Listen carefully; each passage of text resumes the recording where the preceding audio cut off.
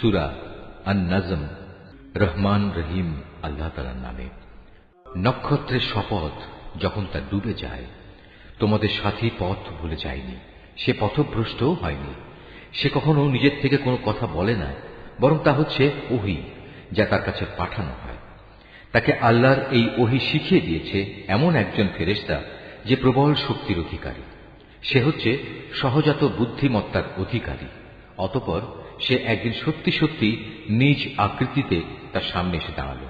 এমন ভাবে দাঁড়ালো যেন সে ঊর্ধ্বাকাশের উপরিভাগে অধিষ্ঠিত। তারপর সে কাছে এলো, অতঃপর সে আরো কাছে এলো। এ সময় তাদের উভয়ের মাঝে ব্যবধান থাকলো মাত্র 2 ধনুকের সমান, কিংবা তার চাইতেও কম। অতঃপর সে তার আল্লাহর বান্দার কাছে ওহী পৌঁছে দিল, যা তার পৌঁছানোর দায়িত্ব ছিল। বাইরের চোখ দিয়ে যা সে দেখেছে, তার ভেতরের অন্তর তা মিথ্যা প্রতিপন্ন করেনি। তোমরা কি সে বিষয়ে বিতর্কে লিপ্ত হতে চাচ্ছ যা সে নিজের চোখে দেখেছে? সে ভুল করেনি, কারণ সে তাকে আর একবারও দেখেছিল। সে তাকে দেখেছিল সিদরাতুল মুনতাহার কাছে, যার কাছে রয়েছে মুমিনদের চিরস্থায়ী ঠিকানা জান্নাত। সে সিদরাটি তখন এমন এক জ্যোতি দিয়ে আচ্ছন্ন ছিল, যা দ্বারা তার আচ্ছন্ন হওয়া শোভনীয় ছিল। তাই এখানে তার কোনো দৃষ্টি বিভ্রম হয়নি, এবং তার দৃষ্টি কোন রকম সীমা লঙ্ঘনও করেনি। অবশ্যই সে আল্লাহ তাআলার বড় বড় নিদর্শন সমূহ দেখেছে। তোমরা ভেবে দেখেছ কি লাত ও উজ্জা সম্পর্কে, এবং তৃতীয় আরেকটি দেবী মানাত সম্পর্কে? তোমরা কি মনে করে নিয়েছ পুত্র সন্তান সব তোমাদের জন্য, আর কন্যা সন্তান সব আল্লাহর জন্য? তাহলে তো এ বন্টন হবে নিতান্তই একটা অসঙ্গত বন্টন। মূলত এগুলো কতিপয় দেবদেবীর নাম ছাড়া আর কিছুই নয়, যা তোমরা নিজেরা এবং তোমাদের বাপ দাদারা ঠিক করে নিয়েছ। আল্লাহ তাআলা এ নামের সমর্থনে কোন রকম দলিল প্রমাণ নাজিল করেননি। এরা নিজেদের মন গড়া আন্দাজ অনুমানেরই অনুসরণ করে, এবং অধিকাংশ ক্ষেত্রেই এরা নিজেদের প্রবৃত্তির ইচ্ছা আকাঙ্ক্ষার উপর চলে। অথচ তাদের কাছে ইতিমধ্যেই তাদের মালিকের পক্ষ থেকে সুস্পষ্ট হিদায়াত এসে গেছে। অতঃপর তোমরাই বলো, এদের কাছ থেকে মানুষ যা পেতে চায় তা কি সে কখনো পেতে পারে? দুনিয়া ও আখিরাত তো আল্লাহ তাআলার জন্যই। কত ফেরেশতাই তো রয়েছে আসমানে, কিন্তু তাদের কোনো সুপারিশই ফলপ্রসূ হয় না, যতক্ষণ না আল্লাহ তাআলা যাকে ইচ্ছা এবং যাকে তিনি ভালোবাসেন তাকে অনুমতি না দেন। যারা পরকালের উপর বিশ্বাস স্থাপন করে না, তারা ফেরেশতাদের দেবী তথা নারীবাচক নামে অভিহিত করে, অথচ এ ব্যাপারে তাদের কাছে কোনো জ্ঞানই নেই। তারা তো কেবল আন্দাজ অনুমানের উপরেই চলে, আর সত্যের মোকাবেলায় আন্দাজ অনুমান তো কোনো কাজেই আসে না। অতএব হে নবী, যে ব্যক্তি আমার সুস্পষ্ট স্মরণ থেকে সরে গেছে তার ব্যাপারে তুমি কোনো পরোয়া করো না, কারণ সে তো পার্থিব জীবন ছাড়া আর কিছুই কামনা করে না। তাদের মতো হতভাগ্য ব্যক্তিদের জ্ঞানের সীমারেখা তো ওইটুকুই।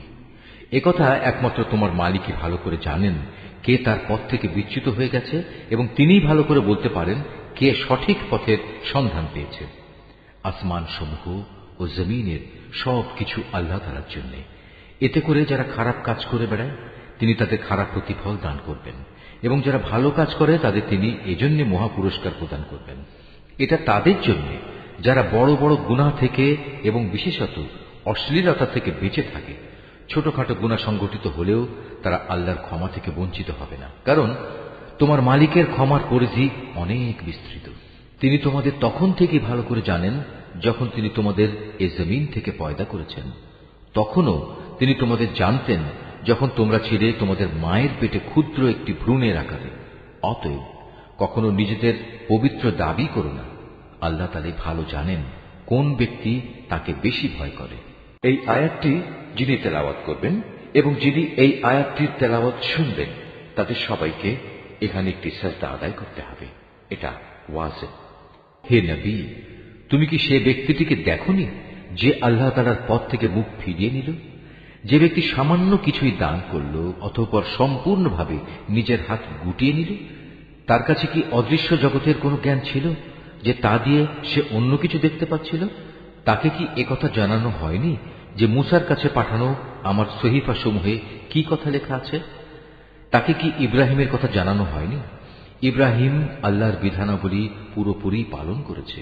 কোন মানুষই অন্যের পাপের বোঝা উঠাবে না। মানুষ ঠিক ততটুকুই পাবে যতটুকু সে চেষ্টা করবে, আর তার কাজকর্ম পরীক্ষা নিরীক্ষা করা হবে এবং অচিরেই তা দেখা হবে। অতঃপর তাকে তার পুরোপুরি বিনিময় দেয়া হবে। পরিশেষে সবাইকে একদিন তোমার মালিকের কাছেই পৌঁছতে হবে। তিনি সবাইকে হাসান, তিনি সবাইকে কাঁদান, তিনি মানুষকে মারেন, তিনি তাদের বাঁচান।